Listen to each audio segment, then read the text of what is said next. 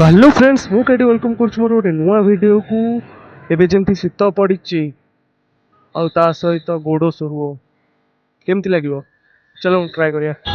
तो मुझे आसी पहुंच जाइए खाननगर मौसा दुकान ने मौसा दुकान बहुत फेमस।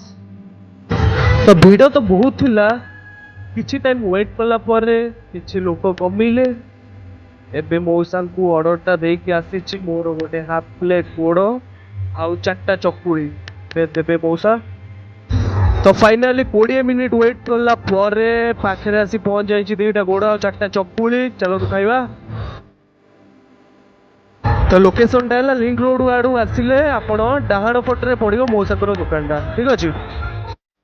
तो फ्रेंड्स देखा नेक्स्ट वीडियो रे टिल देन टेक केयर सब हस्तु चैनल को नुआ आसथिले लाइक कमेंट एंड शेयर करने को भूलिबेनी सब्सक्राइब न करथिले वेट